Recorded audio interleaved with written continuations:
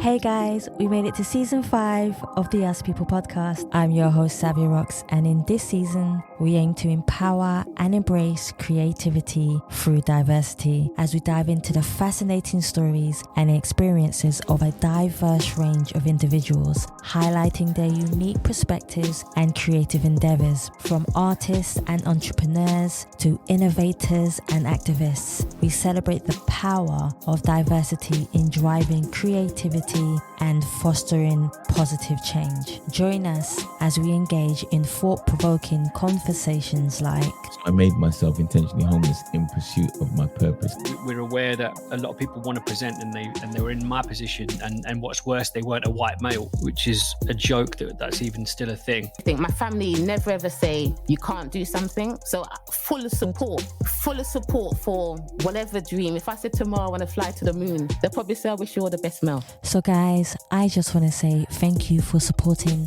the Us People podcast for the past 5 years, and we look forward to sharing another new theme song with you. Let's go. Hi, I'm Adrian Williams, and I'm a course creation specialist, and I'm here on the Us People podcast with Savia Rocks.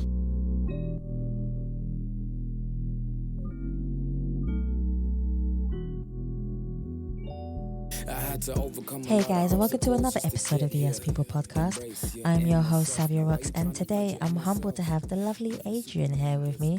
He's smiling already. I love it when I begin a podcast and a guest is already smiling. So Adrian specializes in coach creation. He's a coach himself. He's also a trainer, and he's also a business owner. Adrian, I want to thank you so much for taking your time to come on the Yes People podcast. How are you? I'm good. Thank you, Savia. It's lovely to be here. Definitely. So I'm going to roll into my first question for you, Adrian. And that particularly is, which I love to ask, is, Adrian, could you tell me a bit about your background of where you grew up and like your family upbringing as well? Because I think that's also important, but also how that influenced you to be the person who you are today. Well, I grew up in a fairly sort of rural location in Wales. Essentially a single child. I had a brother who's sort of 12 years older, so for most of my childhood he was away at school and things. And I guess the being out in the middle of nowhere kind of has some benefits and also has some drawbacks. It was a great childhood, being able to just go off over fields and have adventures and thoroughly do what I wanted to do. And I suppose, obviously times were perhaps a little bit different in terms of people's, how they kind of allowed their children to have free reign. Obviously I'm in my 50s now, so things perhaps have changed the way people treat their children now and the freedom that they kind of give them because of concerns. But yeah, it was quite kind of magical, and from a young age really just going off and having adventures. But as I say, that also kind of being cut off and distant from other friends. It wasn't like we sort of could get together easily and knock about and do that. So I guess from that point of view, maybe it's kind of solitary, but it was enjoyable.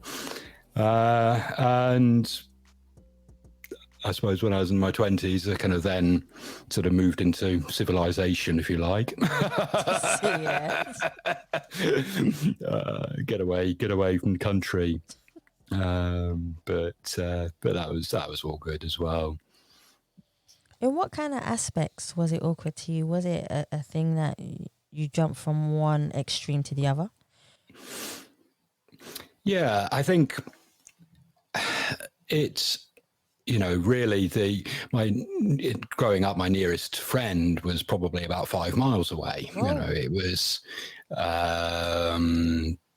you know, and it, as I say, it was very rural.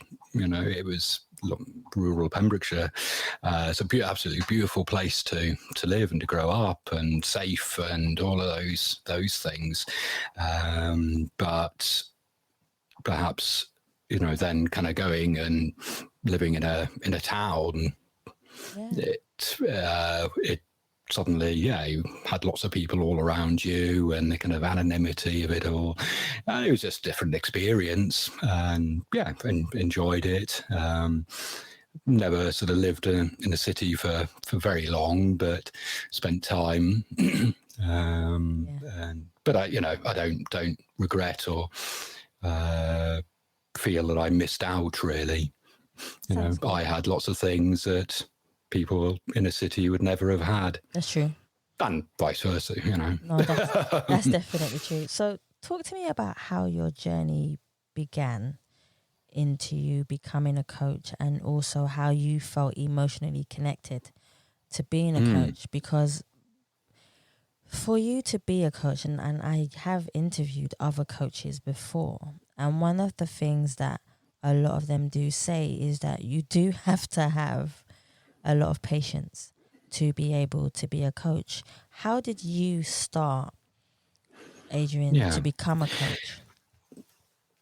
I think coaching had been something, you know, for many years I was a florist, you know, for best part of 30 years before I started doing what I do now. And I ran my own business. So, you know, I'd been a trainer and essentially kind of coaching people and how to do the job and all of that. So although technically I wasn't a coach, this kind of a lot of the coaching skills I kind of developed then. Then I suppose about 4 or 5 years ago, unfortunately, I had to give up the floristry business, but I kind of moved into online marketing, learning a lot about that. And I started working with coaches because I'd had coaching myself and kind of really realized the value of it, and how there were so many other people out there that would benefit from coaching in all sorts of aspects, whether business, relationship, health, whatever it might be. So I wanted to try and help coaches coach more people, help more people. That was important to me. And that then ended up, I kind of moved into helping them with courses. One, because I found a lot had issues around courses because there tend to be a few moving parts, and they perhaps didn't know how to put it all together. And, you know, excuse me, a lot had sort of fears around the technology or blocks or whatever it might be. So I found that they needed help, a lot of them. And of course, it helped in my desire for other people to get coaching and helped by introducing leverage and scale, that they could help, you know, many more people through courses than they might be able to just doing one-to-one work. So that's kind of why I ended up going down the road of helping them with courses, particularly. Because, as I say, a large part of it was, one, I saw it was an area they needed help, but also just satisfying my desire to help people get coached. That sounds good to me. So I want to talk about, you have quite a few skills. So we have you as a coach. We have you as a trainer, which is a similar thing, but then they also can be different at the same time. We have you as a business owner. And then we also have you, which I've read, you can help people do courses in 60 days, which I think is tremendous. Because you being able to help people do courses and build a course in 60 days enables them to have a course for life if they choose to have this. So I would love to know what a day in your life is like. So Adrian, I'm going to ask you, could you break down from the morning that you wake up to your process of how you interact and communicate with a client who wants to have a course done by yourself? and what is the process like, but also how it comes out in the end. Yeah. Well, in terms of working with a client, or a coach, it really starts from the initial topic idea of what they want to teach. And that really should be congruent with their business model. It should be a part of their overall model. Probably give somebody a foundational win and deepen their desire and knowledge to go further for that with that coach. So it becomes part of their overall marketing funnel. But it's also, what's very important is that they find out what their students want to learn. Yeah. And this is something I find a lot of coaches kind of get wrong. They think, I want to teach this. And they spend a lot of time creating, messing around with videos, shooting videos, reshooting videos, editing, mucking about. And then they have their finished product and they kind of put it out there. And if it doesn't actually meet what their market wants, they're suddenly left with a product that they have to try and find to fit to a market, rather than actually just starting off by asking their market, what do you want to learn about this? How do you want to learn it? What do you need or feel that you would need to make it successful for you? And then creating around that. And that's, much better way. So in terms of, if you like, my day, I guess I kind of very often start with sort of a bit of meditation that kind of sets me up for the day. Have done sort of just kind of journaling, that kind of thing. Probably not quite as much as I should, but I sort of, I have a coach, and I don't know, sort of trained by Bob Proctor. I don't know.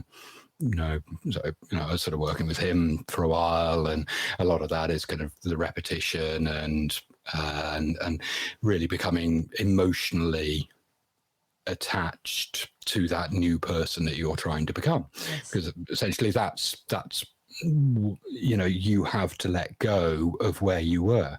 Yeah. In order for you to evolve, you have to. Yeah. And, I think this is, it's obviously, it's incredibly easy to say, you have to become the version of the person that you want to be. Yeah. It's a lot harder to actually do it. That's true.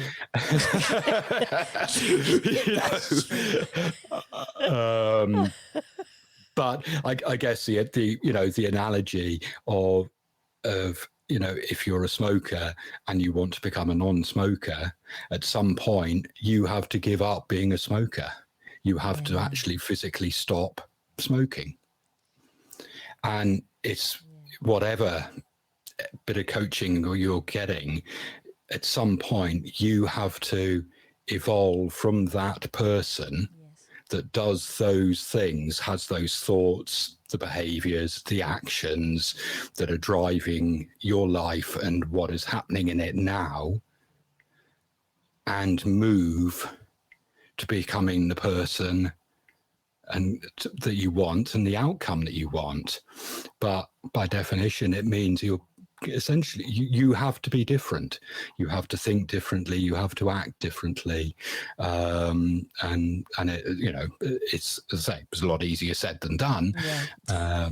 But if you want to get to that place, that sort of higher income, that better career, that better relationship, whatever it is, you have to stop what's not working for you now and do something differently.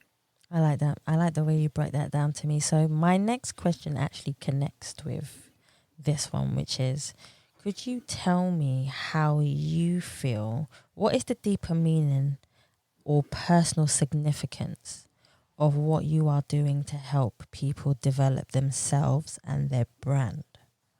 Mm-hmm. For me, it's a large part of it is so many coaches work just one-to-one.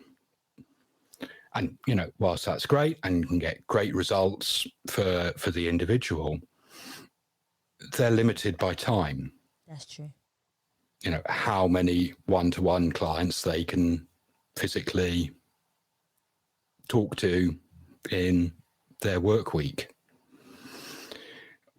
Where courses can make a great difference is that they can introduce the leverage of scale, that it's one to many.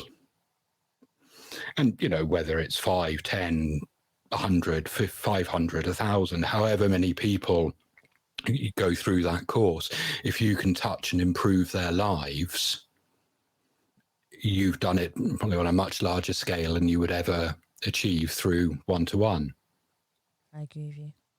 I totally agree. And so it's not to knock one-to-one in any way, shape or form. It's just a different way of delivering, and it's bringing that scale of one to many into their business. So, their impact as a coach in helping people can be so much greater because they can help more people. And from a business point of view, it also allows them to bring more people into their funnel. That's true. And increase perhaps the numbers that they do one-to-one, or perhaps hire a coach that works under them to build their business. And, so there are many business benefits to it for a coach, as well as the kind of more obvious sort of impact that they can increase. What is it like you being a coach and then you coaching a coach? Because it sounds at first, it sounds quite bizarre. It's like, why would a coach need a coach? But we all need coaching. Like, it's like, yeah. Even if I am a mentor, I still have a mentor, which makes total sense. But in your opinion, and I always love to hear what people have to say about this, how do you feel you being a coach and a trainer helps another coach and a trainer to evolve within themselves and helps you evolve too? Yeah, I think there are a couple of points. One, certainly on the training side, I am training them and helping them to learn and develop a skill that they may not have. Yes. Which is how to create a successful course. On the coaching side of it, I can also call out their BS. Yeah. Because we are generally our own worst analysts. That's true. We're looking through our own distortions, deletions, perception biases, whatever, so we tend not to see perhaps our own faults, or maximize our faults, minimize our accomplishments, whatever it might be.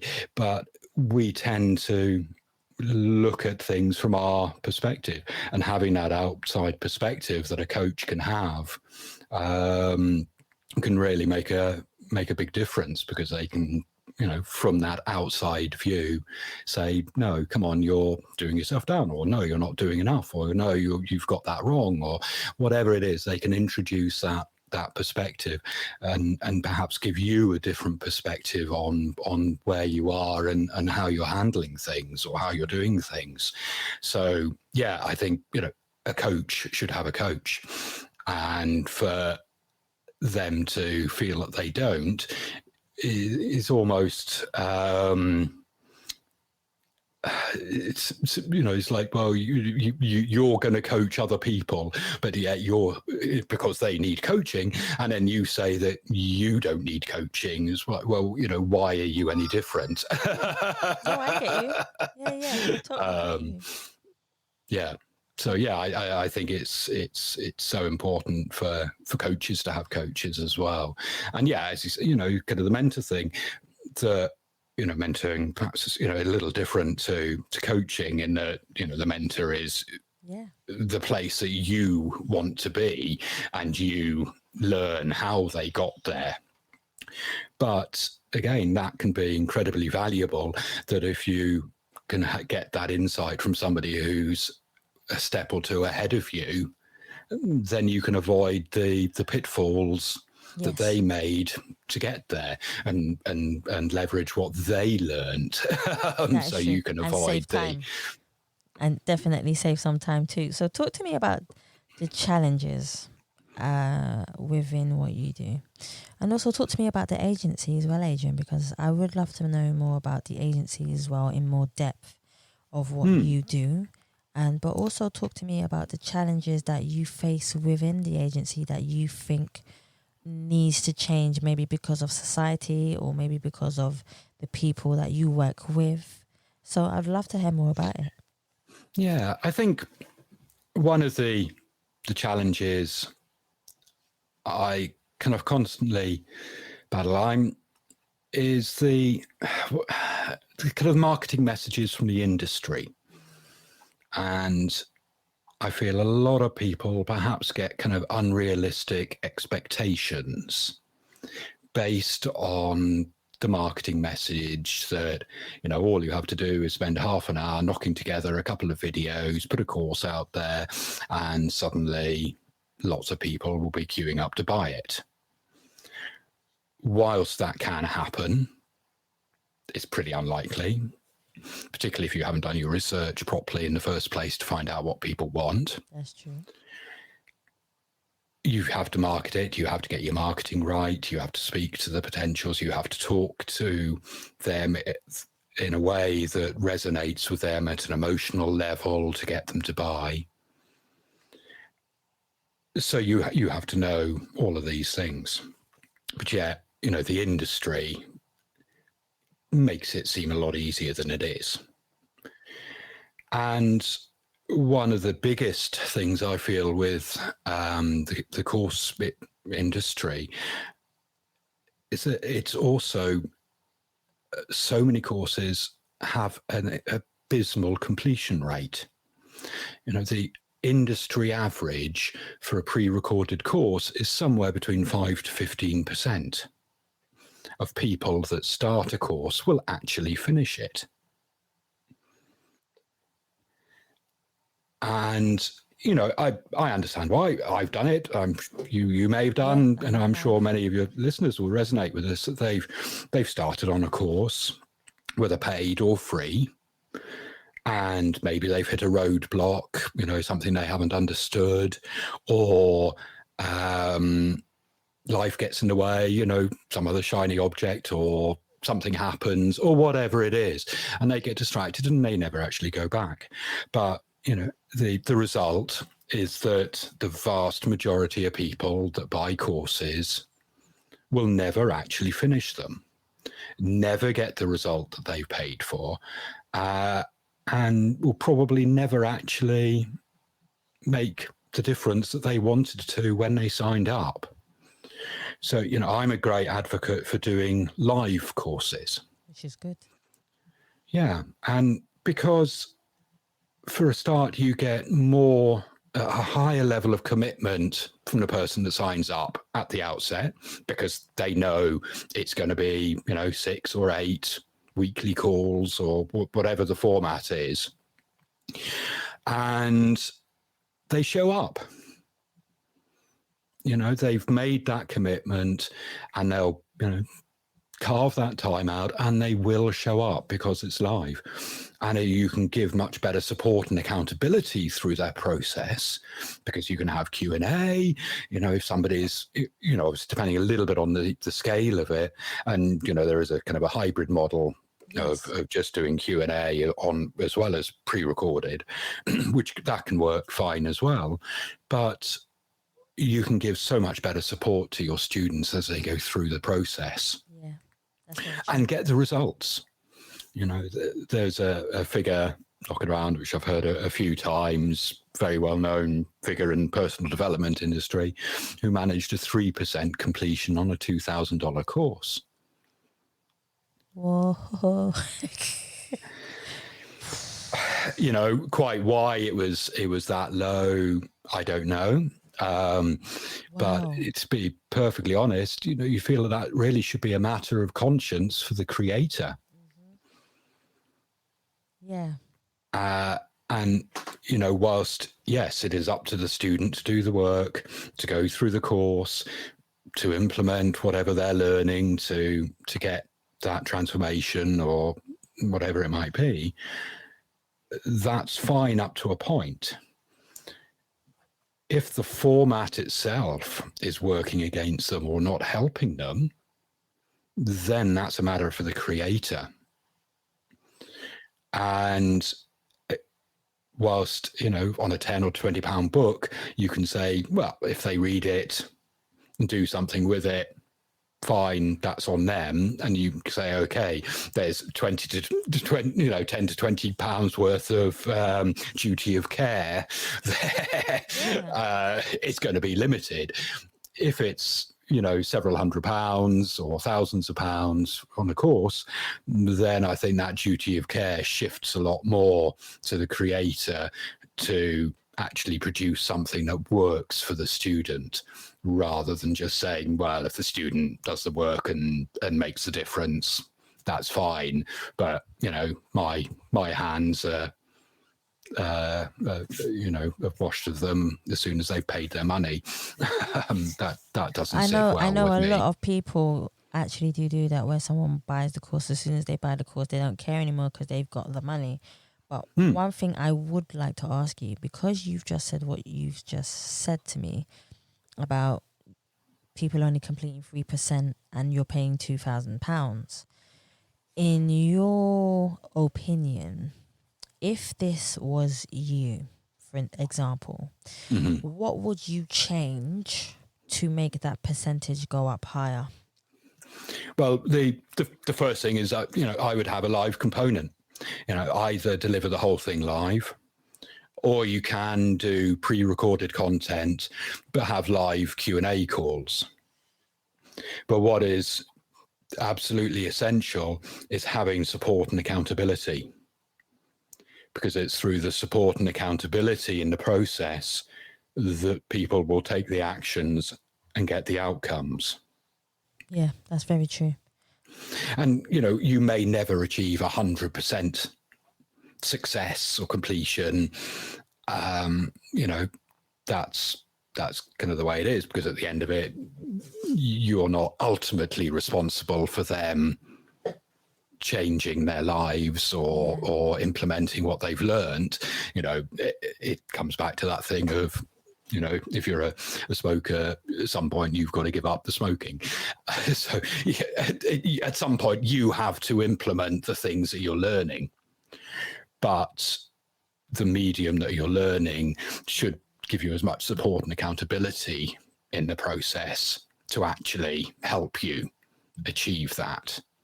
And it's why people can have great success at one-to-one, but, perhaps not with courses, because they're just doing a pre-recorded thing that, perhaps people will watch the first couple of videos, but something happens, they get distracted, and there's no accountability and maybe little to no support.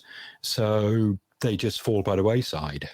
Which is such a shame. It's such a shame, Adrian, that I'm not going to deny it. It's actually funny that we're talking about this, because I went online and they sent me a link to do a free course, and then at the end of it you get a certificate and stuff, and there were things I was looking at that was like, okay, so the first thing is you get 30 days or 2 months or whatever it might be free, and then you have to pay £50 every month for you to continue doing the course. So I was like, okay, so I started it, but it's like the course wasn't going fast enough for me, if that made sense. But also they were only putting out one course a week, so I was only allowed to do one course a week, so one lesson a week. Whereas I find, this is just in my opinion, some people work faster, their brain works differently. And I think sometimes in courses, they want to prolong it to make it sound like a very long course or be a very long course. But there are people whose brain functions differently when it comes to absorbing information. Do you think that that is something that also matters within the course? Because people do courses in different ways. Like your course is live, which I think is absolutely tremendous that you do it live, because then you're in everyone's face. You can say, hey, this is me. I am a real person. I'm not a robot. Number one. Number two, you have that interaction and communication. Number three, if people feel stuck, you'll be able to see if they look puzzled or stuck. But the question I did want to ask you is, how would you adapt or change things for, especially for within my situation where I felt like I wanted to learn more quicker? When you're building a program, how do you know? And I know this is a tricky question. How do you know when you've built it correctly? It's partly comes back to the research that you will have found out how people want to learn. Now, at some point you have to make decisions. You kind of aggregate the data, if you like, and you make decisions based on the majority. So there are always perhaps going to be people who either want to move quicker or slower, or have 2 lessons a week or 1 lesson a week, who have more or less time in their lives to sit down and watch a video, or attend a live call, or whatever it is. So you can only perhaps try and work to the majority. But if you're putting in things for people to practice, or for people to do, in my case, it's a sort of a very linear my course is very linear. You start here, you do this, that then lets you move to the next step, and you move through the steps. For some courses, it doesn't necessarily have to follow that linear pattern. But if you're introducing homework or things for people to try, if perhaps it might be somebody working with stress or anxiety, getting people to think a little differently, or, to recognize a negative thought and stop, but they want them to practice something like that, then, maybe allowing them to practice for a week is going to help. So I guess you're never going to please everybody. Is kind of the answer. And whilst, to some degree with the pre-recorded, and I guess the hybrid model would work better with this, in that you can allow access to the content as people are going. So if somebody moves quicker, they move quicker through the content. If somebody moves slower, they can go at their own pace, and you can have the Q&A that would support them at whatever stage. But it's, I guess it is something that some people will have more time or move quicker, and it's kind of striking that balance. And again, it partly comes back also to getting feedback from your students. And again, this is where live courses can be great, because you get live feedback. You find out. You can, as you mentioned earlier, you can see if somebody perhaps is looking a little bit unsure, or the questions you're getting, how is that going down? How are they understanding, or whatever it is? And you can always make changes as you go. I know on my first run of my course, I introduced a concept around naming their courses, and I have a feeling I perhaps didn't explain it incredibly well, but I got a few questions about it, and so the following week I kind of went back over it in more detail, and everybody got it. And of course, the next time I did the course, that rebit went into the week it should be, and so it made the course better, and that's another thing that live courses allow you to do. I guess a bit of a long-winded answer, but part of it comes down to doing the research. You have to work with the majority answers within that, And, you know, there are always going to be people who move slower or quicker. You have to just try and strike the balance that's right for the majority. Yeah. I definitely think so. I definitely think that's cool the way you broke that down to me. Now I have a better understanding of it. Because sometimes for me, when you are dealing with so many different professions, when you're interviewing different professions, it doesn't mean you as an interviewer, you're going to know absolutely everything. And it's nice to know that you are teaching myself and most probably thousands of other people who will be listening to this podcast, about doing a course. And somebody may go, oh my gosh, I've always wanted to do something like this. I just didn't know how to get to the right person to do it, you know? And that's tremendous that you're on the podcast talking about building a course, because there's loads of people out there that might do yoga, who might be a runner, you know, who might do cooking. And it doesn't matter what it is. It's just you getting your brand out to the market. Here's where we start talking about marketing, which is tremendously important. So could you break down how marketing plays such a huge part within the industry of any course? I guess for me, actually, in the first run of your course, particularly if you're doing it live, you really want to be going to a warmer audience. So ideally, you know, those you're connected to, whether that be your social media, email list, or even if you can leverage joint venture arrangements, which can be a great way of bringing new people into your world. So, you know, those people that are working with the type of people that you want to reach. And developing those relationships and getting them to approach their audience with what you're doing. So for me, the process really is, in the initial thing, getting some people onto the market research, finding out what they want to learn about that topic. And they're also going to be your hottest prospects because they're helping you create the course. You're finding out what they want to learn. And, you know, you can ask them, you know, if I'm going to teach this, would you like to be one of my first students? Yeah, see.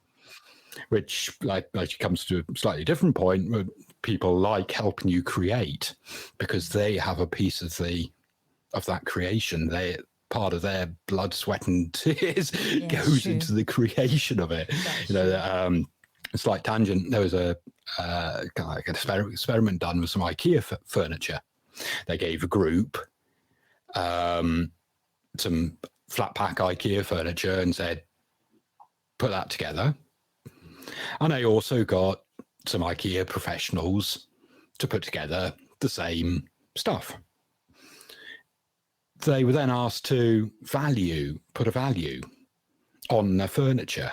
And they all valued their handmade versions higher than the professionally made, even though they may have had wonky drawers or, you know, sort of things back to front or whatever went on. Just the fact that they had had a hand and part of the creation of that bit of furniture, they valued it higher than the professionally made perfect version. And so, you know, that kind of works with courses. People like to be part of that process, and they'll actually value it higher than something that was, you know, the actual finished product just put in front of them. So, you know, that's a great way of bringing people in. In terms of how you market, you know, get your first students in. Now, again, you know, that could be that from that warmer audience of social media followings, email, joint venture, rather than going anywhere near adverts. True. Adverts come later. Going to a cold audience, you, one, have to get your marketing message absolutely right.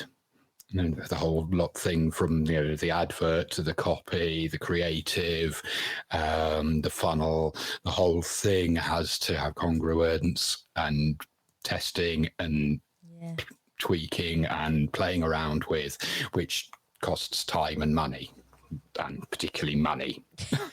I like the way you said that twice.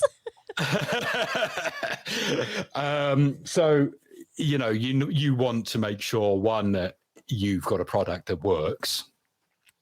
And, this is another side of doing a kind of more limited, if you like, kind of beta launch, is that you get people through, you can give them the support and accountability to get results, and then you get testimonials from them.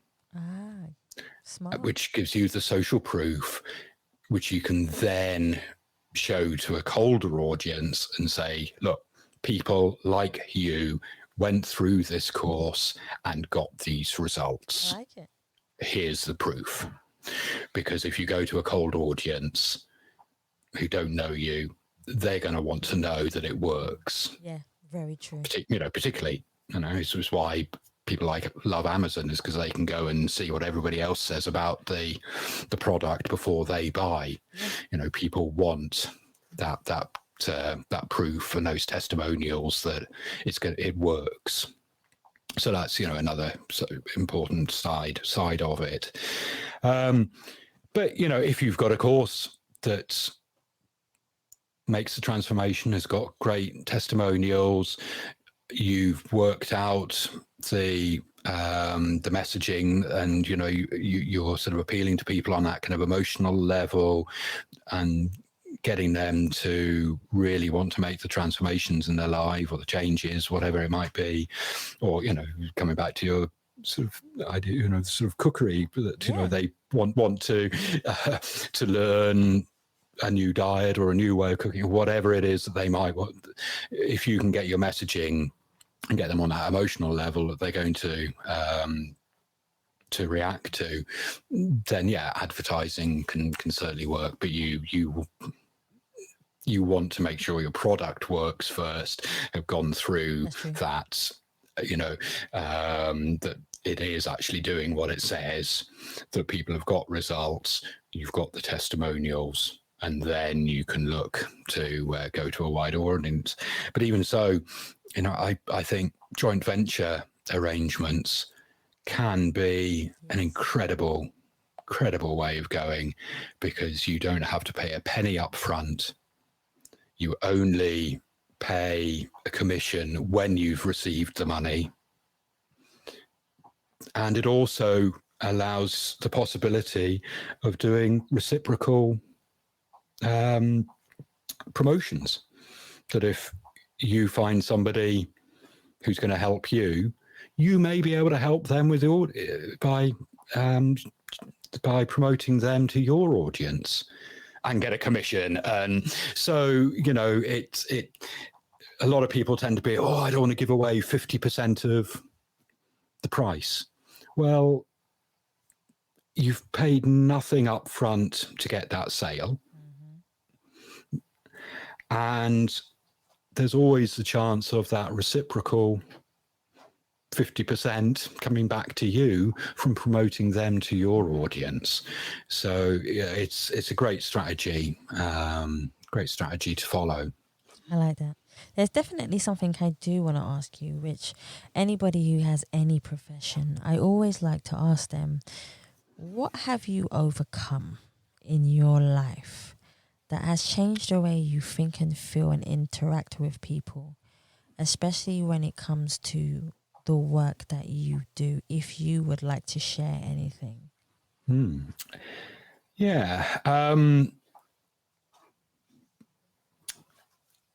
I guess it's why I ended up doing what I'm doing. When, I kind of lost the floristry business. Unfortunately, the building I was in was taken over. Long story, but, I couldn't carry on trading. It put me in a really bad place, financially, mentally, and so on. And that's part of why I do what I do, because I had help and I had coaching at that point. And to be perfectly frank, some of the early help is probably why I'm still here. So,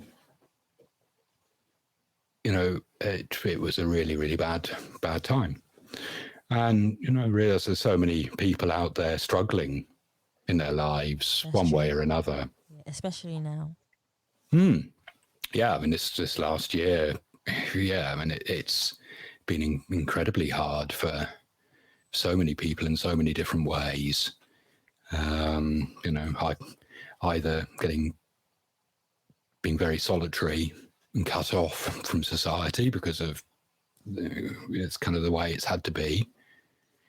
You know, I'm sure there are a lot of single people who are having a lot of problems.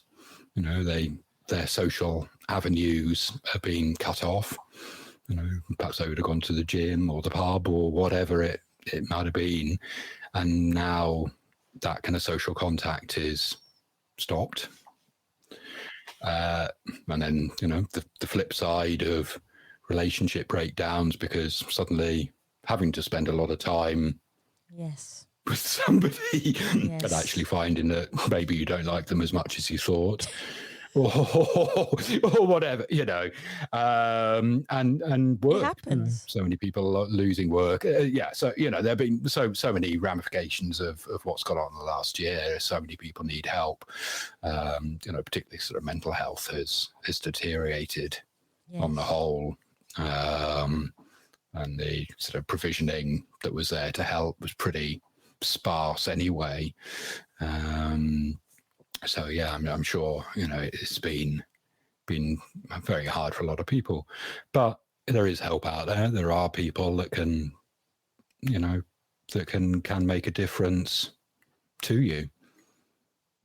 And yeah, but it's getting out there and getting that help. And I think so many people tend to feel that this is the way it is. This is the way my life is. This is, you know, and kind of accept their situation. And unfortunately, they kind of get stuck in that. But getting help to actually see the possibilities and changing things in their life, really realizing that it's within your power to do what you want to do. That's true. That's good advice there. Yeah, and just make the most of it. No, most definitely. What is the best advice that you, Adrian, have ever received from someone that has helped you within your life? Ooh. That's a difficult one. I guess for me, a large part of the sort of problems I had was, you know, I kind of took a lot of things on, you know, sort of on myself, that, you know, taking a lot of things personally, worrying about what people would think and all of these things. And essentially, you are only responsible for your own thoughts, behaviors, and actions. Exactly. You are not responsible for other people's thoughts, behaviors, and actions. That's their business. Yep. You should never seek to control their thoughts, behaviors, and actions, nor should you allow them to control yours. That's very true. I'm glad you said that. Yeah, I mean, you know, it's kind of Adler's idea, separation of tasks, essentially, and it's actually in a book. I kind of read it, The Courage to be Disliked, by two Japanese gentlemen. It's actually a great book, and I think, you know, anybody who has sort of troubles with relationships and things should actually read that book, because it really sets it out, in a really clear way that essentially you are responsible for your life and what goes on in your life. And it's not anybody else's business but yours. And, it kind of really helped me, and I guess developed, if you like, kind of the duck feathers, that it's just water that runs off. It doesn't mean that you have to be ignorant or unfeeling about what other people think. Yeah, that's true. But it's ultimately, you are responsible for your thoughts, behaviors, and actions, and don't allow anybody else to try and control them or seek to control others. I know that's really hard. I know it's really easy to say and hard to do, like you were saying before, when it comes to doing a project on something that you really love or you really like. What I really wanted to say is it's just finding peace within yourself, because I think that's all something that we all need. And also being able to let go and understand it's not your fault if somebody doesn't understand you or understand that you need to depart and go somewhere else, because we all evolve at different stages of our lives as we get older. But also it's very, very important for you to find happiness within yourself, and letting go of someone that you care about who might be controlling you could be the hardest thing that you ever do in your life. But essentially later on, when you do let go and you walk away from it, you'll receive an abundant love, which shows yourself that self-worth is very important. And I have to emphasize that self-love is so important for everybody to be able to have that. And I just want to share that with you, because you were talking on the subject about people controlling and stuff. And I think it's very, very important for us as individuals and human beings to be able to understand that self-love should come first within you. And then you can find it in somebody else. But the disaster that we do as humans is sometimes that we have insecurities within ourselves, and then we try to look at somebody else and try to make them heal our imperfections within ourselves, when we have to heal them ourselves first. And that's very, very important. So I think part of it, people sometimes feel that kind of self-love or taking care of themselves first is selfish. It's not. But it's not about selfishness. It comes back to the analogy of being on the plane and the masks come down and they tell you to put your mask on first, because if you don't put your mask on, you can't help anybody else. Exactly. If you're not fit, if you're not in a good state, you can't help other people. So it's not selfishness. It's actually being helpful. It is the best way that you're going to be able to help out and support others in your life. That's true. That's definitely rather true. than constantly allowing yourself to be chipped away. Yeah, as we do. Because you're putting other people first all the time.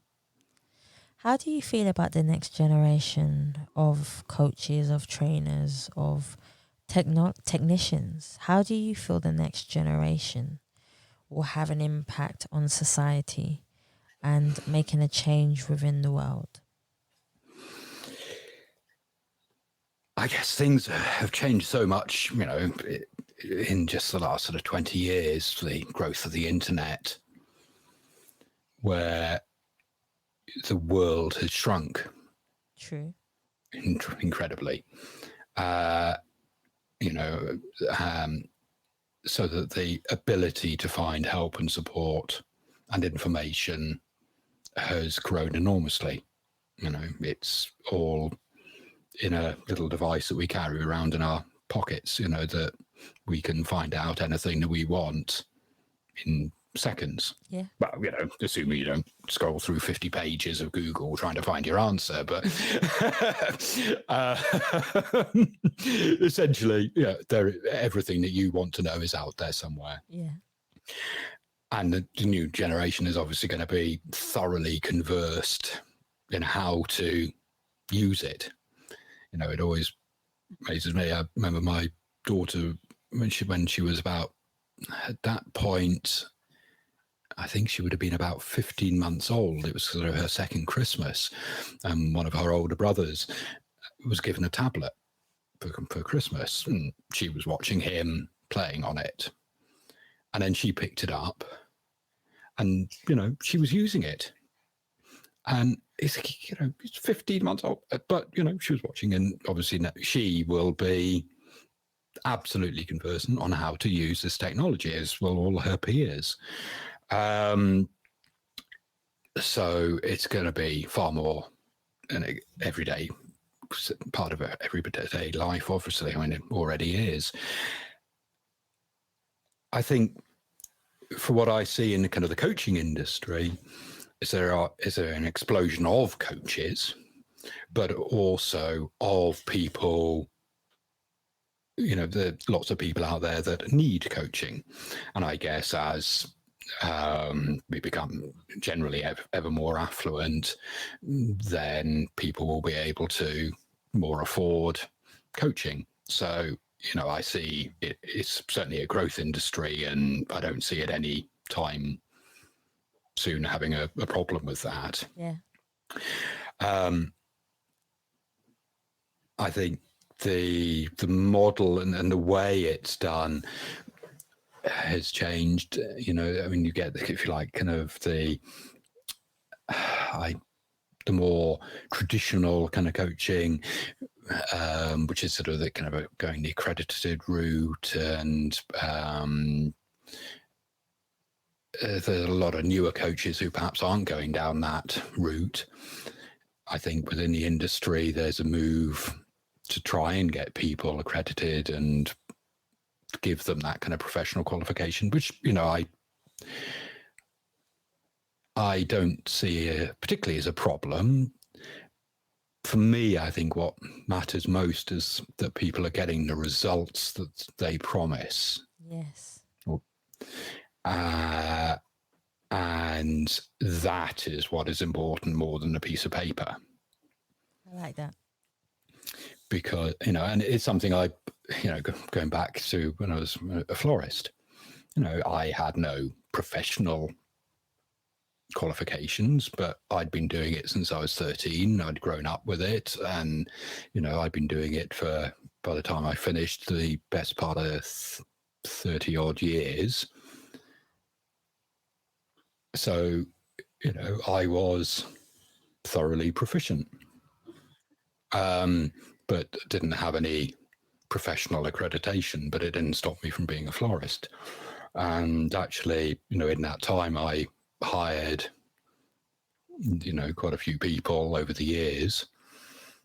And generally, I found that those that were professionally trained actually didn't make the best florists. Didn't do it with passion, that's why. And didn't do it heart with passion. They had love. a piece of paper that said that they were a florist, but actually those that came perhaps being artistic, creative, and creative, and having a willingness to learn, they were the ones that made the best florists. So, whilst there is a sort of a move within coaching, or sort of a certain noise that people should be accredited, and I can kind of understand that, because depending a little bit what area of coaching, you are playing with people's lives to some degree.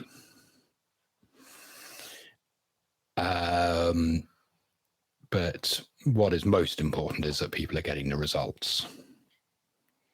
And I think that largely the market will dictate whether you survive or not. If you're not getting the results for people, then you're not going to get clients, because you won't get referrals, you won't get testimonials, you won't get all of that actually says that what you do works. True. I like that. And getting a piece of paper, if you're no good as a coach, doesn't make you a good coach. Yes. I'm glad you said that. I'm glad you said that. It's a bit like marriage. It's a bit like marriage. Sometimes people who don't have the papers have a way more better relationship. Sometimes people who do have the papers do. But in my opinion, I find that the people who have the smallest of weddings, the smallest intimate weddings, their relationships last longer, rather than the people who are doing it for show and having a big wedding and spending all this money. Their wedding only lasts about a year or two, but yeah, I've seen it. Yeah, but I was going to say, my past life as a florist, I did enough with weddings to see that there were so many that it became an all-consuming thing for 18 months, 2 years of their life. This one day, that, you know, their whole focus was so much on that one day that they actually kind of completely lost sight of their relationship. And then it, you know, they actually have their big day, and suddenly, yeah, it's gonna, oh, who are you? You know, oh yeah, and you know, it's such a sort of anticlimax that yeah, I think the smaller, intimate affairs worked so much better. Not so good for me as a florist, but you know, I wanted lots of guests and tables to decorate and all of that. But It happens. It definitely happens. I've only got 2 more for you, Adrian, before we go. So my second to last one is, which I find to be one of the most important questions I do ask, is what advice would you give to anybody looking to go into a similar field like yourself? But also, the reason why I ask that question is because sometimes in life they might feel like they don't have enough money, they might feel like they're stagnant, they might feel like they don't know what direction to go in. What advice would you give this person who has these doubts within themselves to keep on going, to keep being positive, to find avenues to do things? What advice would you give them? I think for me, you know, you can, you know, perhaps sort of some slightly more obvious limitations, do whatever you want to do. You know, it's probably unlikely that I'm going to become a Premier League footballer. You don't know. But essentially, it's within your ability to do what you want to do. Deciding what that is becomes a matter of you as a person. What skills do you have? What do you enjoy? What can you bring to the world that is going to be in alignment with you as a person? And, you know, this is often something I talk about with coaches about niching. You know, that a lot of coaches, perhaps a life coach. Well, you know, unfortunately, most people don't actually wake up in the morning and think, oh, I must go and get a coach today. They think, I want to have a better career. I want a better business. I want to have better relationship, or whatever it might be. They're looking for outcomes. So for those coaches, it becomes a matter of niching down and, you know, who are you helping and what are you doing for them? And deciding how you do that, it's really about alignment. Who are you aligned working with? Who are you aligned helping? Yeah. How can you help them? And, you know, more specifically with coaches, you know, will those people be able to afford what you want to pay? But, you know, it really comes down to what is in alignment with you. I guess there's that kind of the Japanese ikigai kind of idea. That if you can get those four things balanced and achieve ikigai, your sort of purpose, your skill, your passion and mission. So it's really finding out within you what you want to do, what lights you up, what is going to make you jump out of bed in the morning and think, yay, another day of work. That's true. Because if it's not, you need to change your job. And unfortunately, so many of us, or so many people do go through that thing of, it's Monday.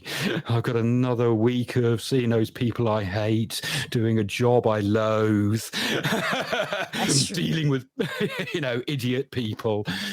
But yet you do it because that is what you have learned to do, what you trained to do, what you were expected to do. And, there can be all of these sort of pressure from, not just the economic, but sort of family, peers, expectations that people take on and end up kind of stuck in a position that they really loathe and wish they could break free from.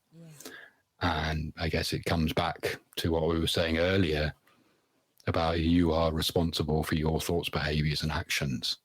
That's true. And if you don't like what you are doing, only you can change what you are doing and do what you feel called to do. That's true. That is definitely true. That's some good advice there. I know people are like, yeah, but it's hard, but you'll find a way. If you want to do it, guys, you will find a way. You will definitely find a way. Adrian, my last question for you, everyone loves this one, is could you tell us where we can find you on all your social media platforms? And if anybody would like to contact you the same way I have been humbled and grateful to be able to have an interview with you today, where can they find you? Well, I'm pretty active on LinkedIn. That's kind of main place I am. So if anybody looks up Adrian Williams and then Parog Agency, that's PARROG Agency, that'll bring me up on LinkedIn. I am on Facebook, but not incredible user of it. And if anybody's interested, the website for the course is coursecreationclarity.com. I like that. I can always find information there. Perfect. Adrian, I want to thank you so much for taking your time to come on the Ask People podcast. You've been such a great guest with the information that you've given. And even I've learned so much from it because I didn't even know how to create a online course that you could do it. And I was thinking, this is amazing having Adrian on because he'll be able to help so many people understand what they can now do to get their brand or their product out there in the world, so people can now be able to say, hey, this is me, and where they can get their products and just be who they want to be and go to the next level. So I want to thank you so much for coming on. I've had such a great time.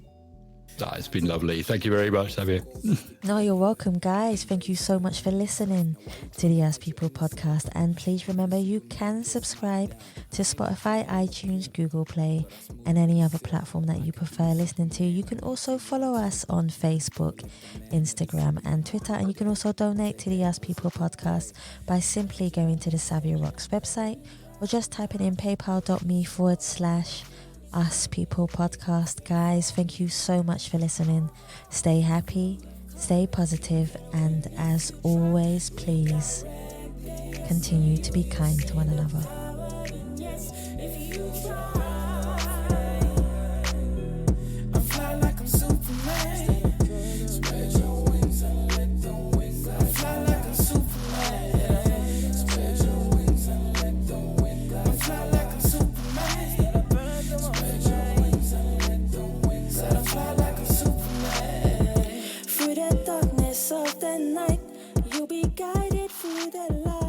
For me, it's really just people getting out there and doing it. I was just thinking, actually, as you were wrapping up, I should have mentioned, it's you start where you are.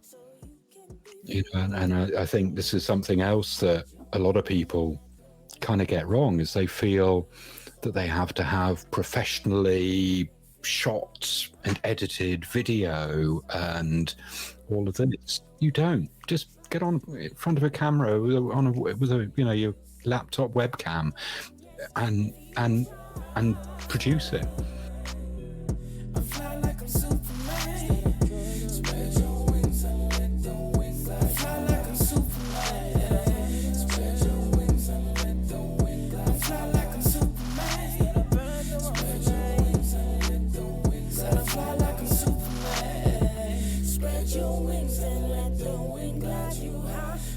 Soaring through this journey, leaving fear far behind.